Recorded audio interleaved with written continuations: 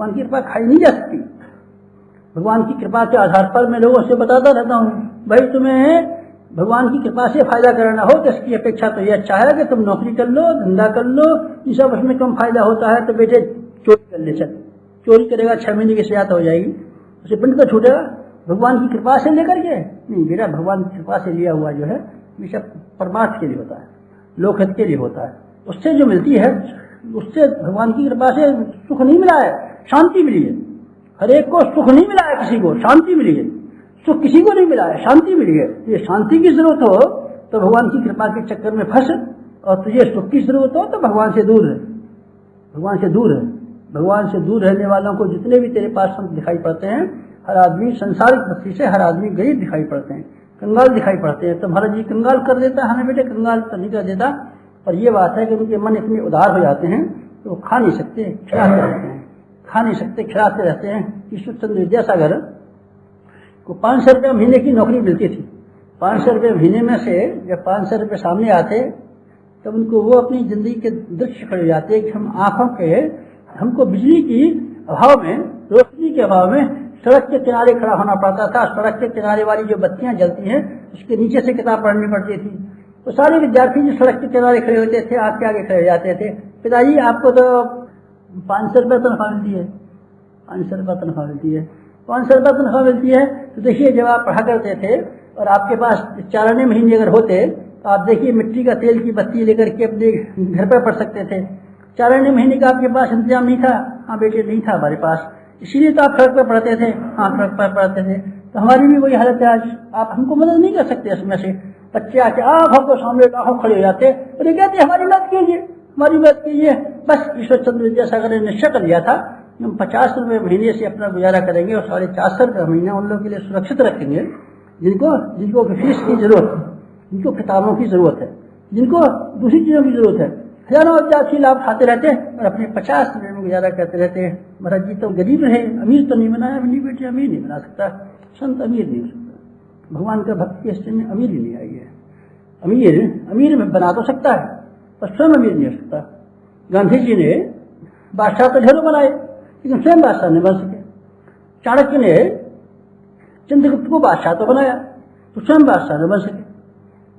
समर्थ गुरु रामदास ने शिवाजी को तो बादशाह बनाया तो स्वयं बादशाह न बन सके। संत स्वयं बादशाह नहीं बन सकता। इसलिए क्या करना पड़ेगा, मैं दीपक का उदाहरण दे रहा कि आपको समझा रहा था। दीपक आप जलाएं। दीपक जलाने के साथ साथ में जलाने के बाद में ध्यान रखें कि भगवान की भक्ति का एक मूलभूत सिद्धांत है कि आदमी को जलना पड़ता है, गलना पड़ता, बड़ा तो हो जाता है। ये भगवान का भक्त जो है ये बरगद के पेड़ की तरीके से बड़ा तो हो जाता है, ये मान। लेकिन बरगद के पेड़ की तरीके से बड़ा होने से पहले आज बीज को गलना पड़ता है। महाराज जी मैं तो वृक्ष बड़ा हो जाऊंगा, बेटी जरूर हो जाएगा, लेकिन गलना तो पड़ेगा। जो कुछ है मैं तो मालदार बनना चाहता हूँ, मोटा बनना चाहता हूँ। बेटा मोटा तू नहीं बन सकता, तेरी औलाद बन सकती है। औलाद से क्या मतलब? औलाद से मतलब ये है कि जब तू गलेगा तब तेरी औलाद अर्थात तेरे भीतर से जो कुल्ला उत्पन्न होगा, पेड़ उत्पन्न होगा, उसमें तो इतने इतने बड़े फल आएंगे, उसमें तो बहुत सारे बीज पैदा हो जाएंगे। पर तू कहे कि हम ही को 100 गुना बीज बना दिए, तू तो गलना ही पड़ेगा। तो महाराज जी हमारा क्या फायदा हुआ? बस यही फायदा है तेरा कि तुझे दूसरों को सुखी दे करके, दूसरों को समुन्नत दे करके जो तुझे राहत मिलेगी और शांति मिलेगी, वो लाभ तेरे रिश्ते का स्वयं लाभ उठाना चाहेगा। उन्हीं हमको ही बना दीजिए, जलेंगे हम नहीं। तो बेटा मैं नहीं जानता, ये मेरे मुँह से बात नहीं है। आध्यात्मिकता की मर्यादा नहीं, न अध्यात्म में कभी ऐसा हुआ है न कभी हो सकता है। तो दीपक जब हम जलाते हैं, ये विचारणा जो मैं आपको दे रहा हूँ, ये विचारणा आपके मस्तिष्क में गूंजते हैं। दीपक आप जलाते चले जाएं और ये विचार करते चले जाएं, हमारी छदाम जैसी हैसियत और औकात हमारे भीतर स्नेह चिकनाई जो भरी हुई है, लवालब चिकनाई भरी हुई है, और हम अपने आप को जलाते हैं। जला करके रोशनी पैदा करते हैं, दिशाएं देते हैं। रोशनी कैसा पैदा करते हैं? जैसे प्रकाश स्तंभ बीचों समुद्र में जलते रहते हैं और जल करके निकलने वाली राहों को, निकलने वाली नावों को निकलने वाला रास्ता बताते रहते हैं। आप इधर से मत जाना, इधर से जाना, इधर से मत जाना, इधर से जाना, रास्ता बताते रहते हैं। और स्वयं रात भर प्रकाश स्तंभ, लाइट हाउस चलते रहते हैं। सितारे ऊपर रात में जलते रहते हैं और हमको निकलने वालों को रास्ता बताते रहते हैं। आप इधर से चले आइए, आप इधर से चले आइए। आपका क्या फायदा? हमारा यही फायदा है कि आपको ठोकर नहीं लगे और हम मुनासिब रास्ते पर चले जाए, इसलिए हम जलते रहते हैं। कौन जलता रहता है? तारे जलते रहते हैं। और बच्चे छोटे वाले बच्चे उनके लिए धन्यवाद देते रहते हैं। Thank you for a tiny spark twinkle twinkle little star, when the traveller in the dark how I wonder what you are, up above the world high like diamond in the sky. आसमान में चमकने वाले सितारे, चमको चमको, तुम ऊपर चमकते हो लेकिन तुम्हारी वजह से हमको रास्ता मिलता है, तुम राहत पा सकते हैं। राजा हरिश्चंद्र सितारे की तरीके से जले जले। गांधी ने इनका ड्रामा देखा और ये कहा हम भी जलेंगे ऐसी तरीके से। गांधी ने उसी तारे को देख करके, राजा हरिश्चंद्र के सितारे को देख करके निश्चय किया हम ऐसी शानदार जिंदगी जिएंगे। बेटे दीपक जलाने से मतलब हमारा यह है कि हम जलें और दूसरों को जलने के लिए प्रोत्साहित करें। हम जिंदगी में रोशनी पैदा करें, रोशनी का जिंदगी जिया, दूसरों को रोशनी दें। तो ये विचार दीपक जलाते समय होना चाहिए। नहीं साहब दीपक चढ़ाने से भगवान जी प्रसन्न हो जाते हैं, मेरे ख्याल से तो नहीं हो सकते।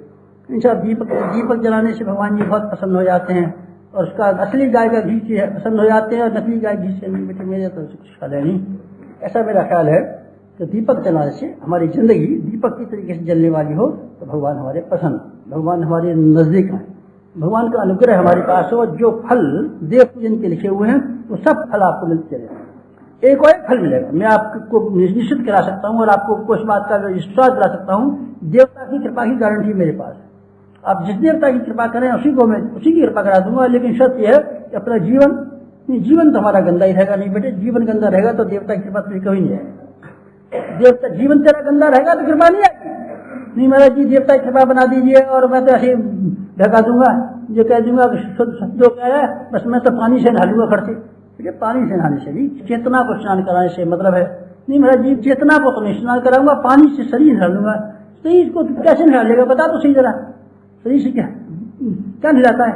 महाराज जी ऐसे नहा लेता हूँ। तो तू एक बात बता, चमड़ी को तेरी को मैं खोल के निकालता हूँ, फिर देखूँ तेरे अंदर क्या भरा हुआ है, मांस भरा हुआ पड़ा है। तू ये बता पूजा की कोठरी में मांस तो नहीं ले गया कभी? महाराज जी पूजा की कोठरी में मांस तो नहीं जाता, हड्डी भी नहीं ले जाता।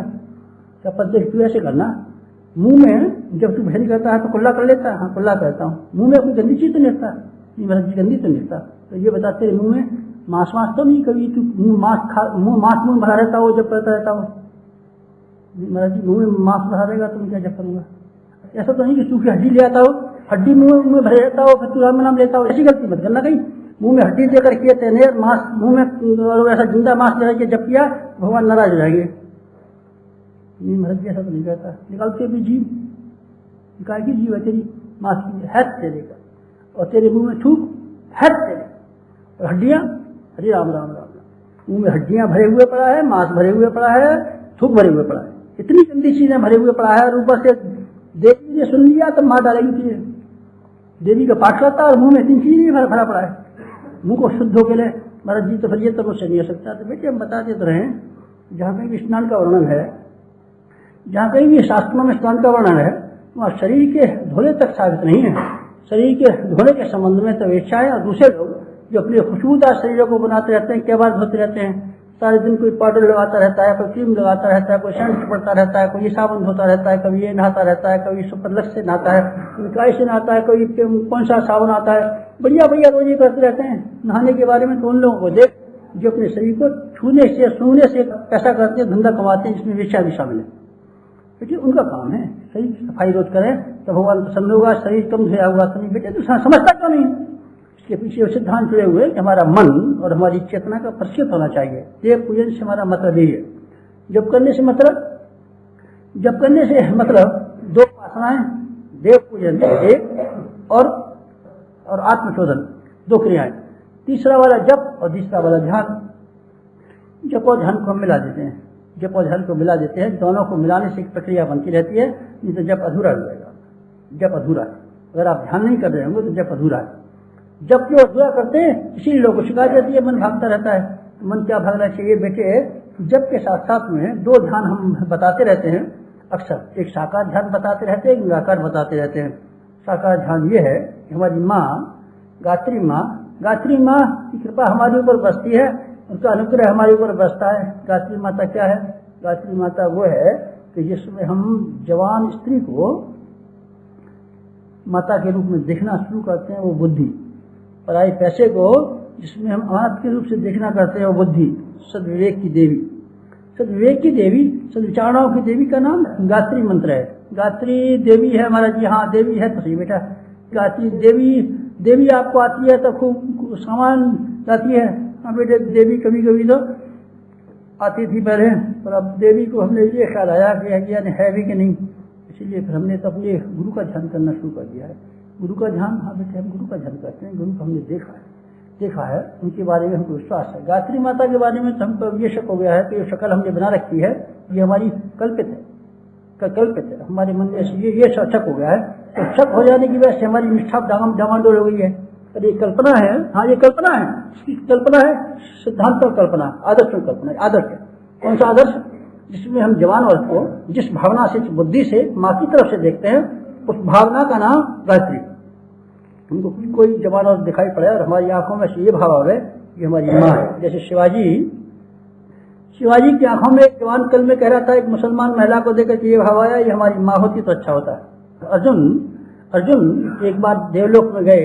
देवलोक में अर्जुन को क्या उपहार मिलने चाहिए, इसकी परीक्षा लेने से पहले उन्होंने क्या किया, उन्होंने ये कहा कि पहले उपहार पीछे देंगे, देखें ये इस लायक भी है कि नहीं। तो उन्होंने स्वर्गलोक की सबसे खूबसूरत महिला को उसके पास भेजा, उर्वशी को उसके पास भेजा। और उर्वशी के पास जाकर के जब उर्वशी गई तो ये कहने लगी, अर्जुन हाँ देवताओं ने हमको भेजा है और हम तुम्हारी बहुत प्रार्थना करने आए हैं और ये कहने आए हैं कि आपका जैसा बच्चा हमको चाहिए। तो समझ गया क्या मतलब है, क्या मतलब है इसका। इसने कहा आपको मेरे जैसा बच्चा चाहिए, आप जिस तरीके से चाहती हैं उस तरीके से तो बच्चा न हुआ कन्या हो जाए तब, और फिर मेरे जैसा न हो, पंगा हो जाए, लंगड़ा हो जाए, काना हो जाए तब। मेरे जैसा चाहती है ना, मेरे जैसा तो मैं एक भगवान ने जितने भी जानवर बनाए एक ही बनाया, दूसरा किसकर का नहीं बनाया। एक पेड़ जैसे बनाया, दूसरा पेड़ ही नहीं बना। एक पत्ता किसी पेड़ का जैसे है, दूसरा पत्ता दुनिया में बनाया नहीं गया। हर चीज अलग बनाता है भगवान। मैं जैसा बनाया गया हूँ, मैं तो एक ही बनाया गया हूँ, दूसरा तो भगवान बनाने वाला नहीं है। इसलिए मेरे जैसा तो मैं ही हूँ, और आपकी प्रार्थना में स्वीकार करता हूँ, आपके आदेश को मानता हूँ, आपका मैं आज से बेटा होता हूँ। चरणों की रज के मस्तक पर लगाइए, फिराइए, ये कहा आज से मैं आपका बेटा और आप हमारी माँ। क्या बुद्धि है बेटी, एक बुद्धि है, एक विचारणा, एक संकल्प है, एक सिद्धांत है। सिद्धांत अगर हमारे मन में आए तो आप गायत्री के उपासक निश्चित। ये विवेक आपके भीतर है तो आप गायत्री के उपासक हैं, तो गायत्री के उपासक हैं। और हमने उसके शिक्षण के लिए कलेवर बना करके रखा है हंस। इस पर गायत्री सवार रहती है, गायत्री हर एक पर सवार नहीं होती। तो महाराज जी गायत्री हमारे पास तो है भैंसा, उस पर बैठाला में तो नहीं बेटे, उस पर नहीं आएगी। तो महाराज जी घोड़ा हमारे यहाँ घोड़े पर ले नहीं महाराज जी, घोड़े पर भी नहीं आएगी। तो आप हम गायत्री माता को बुलाएंगे, रिक्शा लेके चले जाए, रिक्शे में बैठा के ले आए तो आ जाएगी, रिक्शे में भी नहीं आएगी। तो महाराज जी कौन सी सवारी लाएं? गायत्री माता को तो लिवा के जाना चाहता हो, सवारी की जरूरत हो तो सिवाय हंस के बिना और कोई सवारी कर नहीं बढ़ सकती। अरे हंस तो महाराज जी बेकार होता है, कोई और मैं सवारी ला सकता हूँ उसके लिए। घोड़े कहे तो घोड़ा ला दूं, हाथी कहे तो हाथी ला दूं। हाथी को तो कभी नहीं बैठती हो, तो केवल हंस पर बैठती है। हंस से क्या मतलब है? हंस से मतलब है वो व्यक्ति जो धुला हुआ, जिसने अपने कपड़ों को धोकर के साफ सुथरा। हंस से मतलब वो व्यक्ति जिसको मोटी खाने की आदत है, जो कीड़े कोड़े नहीं खाता। हंस से मतलब वो व्यक्ति जो दूध और पानी को अलग करना जानता है। महाराज जी ऐसा हंस कौन सा होता है? कोई नहीं होता, हमको बनना पड़ेगा और हम और आप हो सकते हैं। हंस एक अलंकार है, जैसा हंस हमने कल्पना कर रखा है वैसा हंस नहीं होते। हंस तो कीड़े खाते हैं और हंस तो दूध पानी, कहाँ से बेचारों को दूध मिलेगा, दूध पानी कैसे फाड़ सकते हैं? तो अलंकार है, अलंकार है। वो जो हंस है, जिसके जो गायत्री माता का वाहन है, वैसा हमको भक्त बनना चाहिए। अर्थात हमारा जीवन ऐसा बनना चाहिए, ऐसा बनना चाहिए जैसे हंस का होता है। तो गायत्री माता सवारी करेंगी हमारे ऊपर, हमारे कंधे पर सवार होंगी, हमारे सिर पर सवार होंगी, हमारी पीठ पर सवार होंगी, हमारे ऊपर उनकी छाया दिनों रात बनी रहेगी। क्या मतलब है? इसका मतलब ये है कि हमको ध्यान करना चाहिए। किसका? ये साकार, उसका ध्यान है, इसका साकार का ध्यान है। निराकार तो बेटे हम आपको सवेरे कराते रहते हैं आजकल। ये निराकार ध्यान गायत्री माता है और सबका पिता है। गायत्री माता हमको स्नेह देती हैं, वो भाव माता का भाव। भगवान को माता का भाव हम जब मानते हैं तो क्या देते हैं? भगवान हमको स्नेह देते हैं, हमको करुणा देते हैं, हमको दयालुता देते हैं, हमको श्रद्धा देते हैं और सविता। जब हमारे पास ये चीजें आ जाती हैं तो सविता का दूसरा वाला ध्यान जो है, जिसको हम निराकार ध्यान कहते हैं, हमारे अंदर देता है तो शक्ति देता है। शक्ति किसे देता है? महाराज जी हम सविता का शुरू में ध्यान करें नहीं बेटे, शुरू मत करना, पहले माता का ध्यान कर, बाद में तो सविता का ध्यान करना। सविता क्या देता है? सविता बेटे सारा सामान देता है। क्या क्या सामान देता है? पिता क्या देता है? पिता बेटे पढ़ाई के लिए फीस देता है, अपनी कमाई का मकान देता है, और तेरी औरत को जेवर बना के देता है, और कई सिफारिश में ले आता है। सविता हाँ बेटे बाप के पास माल है, और उसके पास अम्मा के पास माल नहीं। क्या है अम्मा के पास? अम्मा के पास क्या है? दुलार है। छाती से वही लगाई जाएगी, छाती का दूध वही पिलाएगी। तू तो टट्टी कर लेगा तो धोएगी वही, प्यार वही देगी। और बाप के पास टट्टी कर देगा तो अरे ले आओ जी, ये बच्चा देखो टट्टी कर देता, ले आओ धो हमारा कोट कर देना। ये तो आप बच्चे को धो दीजिए, अपना कपड़ा खोल धो लीजिए। नहीं साहब ये हमारा काम नहीं है, लीजिए ये इनको बच्चे को भी दो, ये ले जाएगा। हम तो पाल लेंगे, हम तो खिलाने ले आए टट्टी करके हमारी, ले जाओ पूरा, और ये भी ले जाओ कुत्ता हमारा, देखो सी ये सब करना करती है। दूसरा कुत्ता ला, बच्चे पे भी झल्ला रहा है और उसमें माँ पे भी झल्ला रहा है, तो कुत्ता भी झल्ला रहा है। कौन झल्ला रहा है? बाप कौन है? सविता हमारा पिता। एक आंख प्यार की और एक आंख सुधार की। एक प्यार की आंख माता के पास है, गायत्री माता के पास, सुधार की आंख सविता के पास। स्नेह जिसकी हमको प्रारंभिक आवश्यकता है गायत्री माता से मिलता है, और शक्ति सविता से मिलती है। दोनों की उपासना की जरूरत है। आपको ध्यान करते समय आगे से ये खंडोत के संग में जा रहा है, उसमें साप्ताहिक युग्ममान में अगिलांग ध्यान के बारे में जा रहा है। उसमें ये बात बताइए कि आप लोगों को गायत्री उपासना करते समय प्रारंभिक अगर आप उपासक हों तो आपको गायत्री माता का ध्यान करना चाहिए। माता सद्बुद्धि रूपी माता, सद्विवेक रूपी माता, सज्ञान रूपी माता, करुणा रूपी माता, प्रेम रूपी माता अपना अमृत सा दूध हमको पिला देती है। उस दूध को पी करके हमारी नसें और हमारी नाड़ियां शुद्ध पवित्र होती हुई चली आती हैं। हम स्नेह से भर रहे हैं, करुणा से भर रहे हैं, भावना से भर रहे हैं, स्नेह से भर रहे हैं, कोमलता से भर रहे हैं। हमारा जो दुष्टमन है इसके अंदर कोमलता पैदा होनी चाहिए, सरसता पैदा होनी चाहिए, सौम्यता पैदा होनी चाहिए। प्रारंभिक हमारी जो आवश्यकता है सौम्यता की, करुणा की। हमारा तो मन सब जगह से निष्ठुरता से भरा हुआ पड़ा है। जब इसमें दयालुता आ जाए, श्रद्धा आ जाए, तब हम ये कहने के अधिकारी हैं कि भगवान हमको शक्ति दीजिए। और शक्ति आपको आ गई, शक्ति अगर आपको आ गई कब? जब तक आप शुद्ध पवित्र नहीं हुए तो आपकी हानि हो जाएगी, नुकसान हो जाएगा। दुर्वासा ऋषि ने अपने क्रोध का समापन नहीं किया था। जब तक उपासना करने लगे उनकी क्रोध की वृद्धि हुई। विश्वामित्र जब तक अपने आप को संशोधन करने की पूरी प्रक्रिया नहीं कर सके, जब तक अपने भजन में लग गए, भजन में लगने का परिणाम यह हुआ उनको कि उनकी काम वासना ज्यादा उत्तेजित हो गई। उत्तेजित होने के फलस्वरूप क्या हुआ? बेटे उनकी एक शकुंतला नाम की लड़की हुई थी, मालूम नहीं कन्नौशी के आश्रम में पैदा हुई थी। विश्वामित्र सीतिया के पास मैंने आई थी, उसने जब कर देगा थे ब्याह कर लिया था। ऐसा हो सकता है, ऐसा हो सकता है कि शक्ति जो आती है, शक्ति को प्राप्त करने से पहले संशोधन की जरूरत है। संशोधन अगर आप प्राप्त कर लें तब आपको सविता का ध्यान करना चाहिए। सविता का ध्यान कराने के लिए हम आपको थोड़ी सी वानगी बताते हैं, चाशनी बताते हैं, थोड़ी सी जानकारी देते हैं। सविता का ध्यान कैसे कराया जाएगा, ये 27 नंबर बीड़ी का सैंपल हम बताते हैं कैसे कराया जाएगा। तो कराएंगे कब? बेटे हम ब्रह्म चश्मे कराएंगे। ब्रह्म चश्मे कराने से पहले आपको ये प्रारंभिक शिक्षण देते हैं। ये PMT का कोर्स, कौन सा? अभी जो हम कराते हैं, अभी हम आपको ये प्रारंभिक शिक्षा दे रहे हैं कि आप ऐसा कर सकते हैं, कि आपके लिए ऐसा संभव है कि आप अपना चिंतन और अपना विचार आपको बदल सकेंगे तो हम आपको शक्ति दिलाएंगे। ब्रह्मचर्य हमको आपको शक्ति देने के लिए बुलाते हैं, पर आपके लिए शर्त यह है आप अपना वर्तमान जीवन का क्रम संशोधित कर लें, क्योंकि वो जो शक्ति आएगी वो आपके लिए लाभदायक हो सकती है, आपका भला कर सकती है। लेकिन वो अगर शक्ति आई तो आपका पेट फट जाए, आप सहन न कर सकें वो शक्ति, जो शक्ति को न कर सके हजम। शक्ति को प्राप्त करना मुश्किल नहीं है, शक्ति को हजम करना मुश्किल है। घी में बेटे बड़ी ताकत होती है, घी में बड़ी ताकत होती है। घी प्राप्त करना कोई मुश्किल नहीं है। 25 रुपया तेरे पास हो तो मुझे दे, मैं 1 किलो घी ला के दे दूंगा। 1 किलो घी मिल जाएगा। फिर महाराज जी खा लूँ तो बेटे तेरे चेहरे पर चमक आ जाएगी, तू मोटा हो जाएगा। तो 1 किलो का डिब्बा है, मैं तो खा जाता हूँ। हजम न होने से तेरा घी जो है नुकसान करेगा, तेरे पैसे भी जाएंगे और तेरा दस्त हो जाएंगे, रोटी हो जाएंगी। शक्ति प्राप्त करना कोई मुश्किल नहीं है, भगवान का अनुग्रह प्राप्त करना कोई मुश्किल नहीं है। भगवान का अनुग्रह प्राप्त करना तो गुरु जी बड़ा मुश्किल है। नहीं बेटे, कोई मुश्किल नहीं है, भगवान का अनुग्रह करना कोई मुश्किल नहीं है। नहीं महाराज जी बड़ा मुश्किल है। नहीं बेटे, बड़ा मुश्किल नहीं है। मुश्किल है तो चल मैं तेरी सहायता करूँ, मेरा गुरु मेरी सहायता करता है।